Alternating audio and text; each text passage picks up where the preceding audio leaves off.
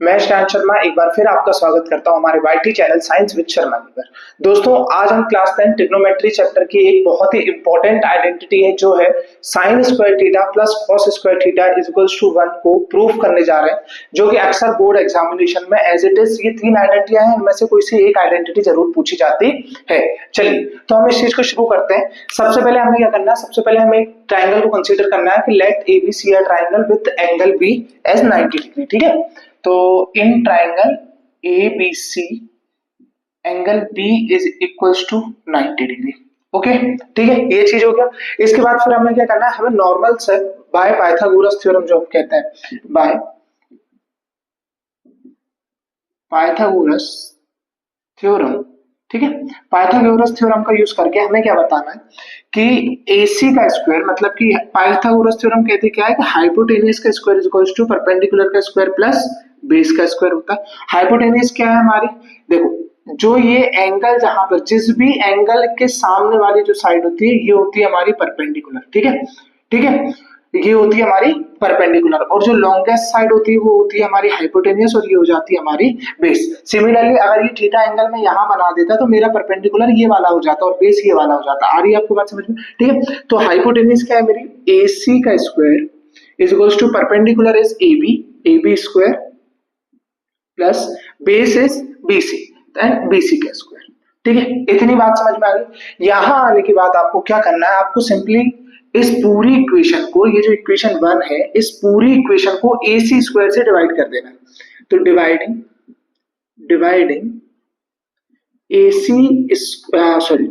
Equation 1 by AC square. ठीक है, इस पूरी इक्वेशन को क्या करना है, आपको AC स्क्वायर से डिवाइड कर देना है। तो यहाँ पर आपके पास आएगा AC square upon AC square is equals to AB square upon AC square plus BC square upon AC square.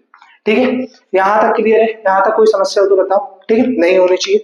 अब देखो यहां से क्या होता है, AC स्क्वायर और AC स्क्वायर क्या हो जाएंगे, कैंसिल हो जाएंगे। ठीक है, AC स्क्वायर और AC स्क्वायर क्या हो जाएंगे, कैंसिल हो जाएंगे। तो हमारे पास बचा 1 is equals to AB upon AC। AB क्या है, AB इज परपेंडिकुलर, ठीक है, अपॉन AC क्या है, AC इज हाइपोटेनियस का square, okay, plus BC square upon AC square, BC is base upon AC is again hypotenuse, ठीक है, hypotenuse का स्क्वायर। यहां तक बात क्लियर है? यहां तक सब लोगों को समझ में आया? ठीक है, अब देखो, अब हमें ऑलरेडी पहले से पता है कि साइन थीटा बराबर क्या होता है, साइन थीटा बराबर होता है परपेंडिकुलर हाइपोटेनियस, और कॉस थीटा बराबर क्या होता है, कॉस थीटा बराबर होता है बेस अपॉन हाइपोटेनियस। ये बात हमें ऑलरेडी पता है। तो क्या ये हमें स्क्वायर के अंदर P अपॉन H को मैं साइन थीटा लिख सकता हूँ, और क्या मैं B अपॉन H को कॉस थीटा लिख सकता हूँ? तो यहां से फाइनली मैं इसका आंसर क्या निकाल सकता हूँ कि 1 is equals to sine square theta plus cos square theta.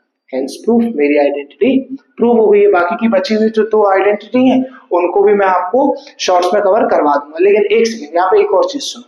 ठीक है, ये तो हो गया एक तरीका। अगर हमें डायरेक्टली नॉर्मली भी निकालना है कि कैसे आप कर सकते हो, तो सिंपली इन फॉर्मूलों का यूज कर लो। ठीक है, साइन थीटा बराबर क्या होगा, जैसे उधर साइड का बोर्ड दिख रहा है आपको, एक सेकंड रुकना, मैं थोड़ा सा एंगल चेंज कर दूं। ये देखो साइन थीटा क्या है, इसी का अल्टरनेटिव है, कुछ नहीं है, बस ये सीधा आ रहा है, यहाँ से अपन को उल्टा जाना है। साइन स्क्वायर थीटा क्या हो जाएगा, हमें पता है साइन थीटा होता है परपेंडिकुलर अपॉन हाइपोटेनियस, तो ये हो जाएगा परपेंडिकुलर अपॉन हाइपोटेनियस का स्क्वायर। ठीक है, कॉस स्क्वायर थीटा क्या हो जाएगा, ये हो जाएगा बेस का स्क्वायर अपॉन हाइपोटेनियस का स्क्वायर। हमें क्या चाहिए, हमें चाहिए sine square theta plus cos square theta, इन दोनों को ऐड कर दो। तो जैसे ही हम sine square theta plus cos square theta add करेंगे, तो sine square theta plus cos square theta is equals to perpendicular का square upon hypotenuse square plus base square upon hypotenuse square, ये दोनों भी ऐड हो जाएंगे। हाइपोटेनियस का square as it is perpendicular square plus base square, बराबर में यहाँ पर क्या आ जाएगा, यहाँ पर आ जाएगा sine square theta plus cos square theta.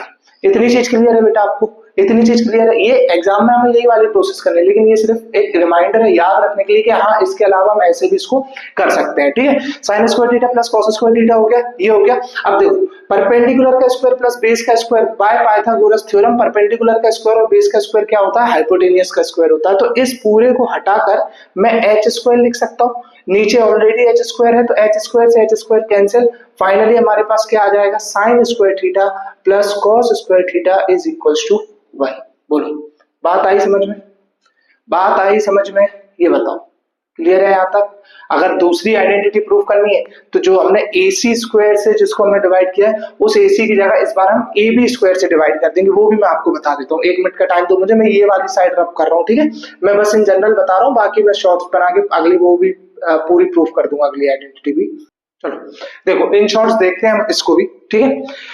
क्या बोल रखा मैंने यहीं से मैं शुरू करता हूँ। जैसे मेरे पास लिखा हुआ है AC square is equals to, ये तो आपकी आइडेंटिटी प्रूव हो चुकी है, ये अलग साइड है, ठीक है।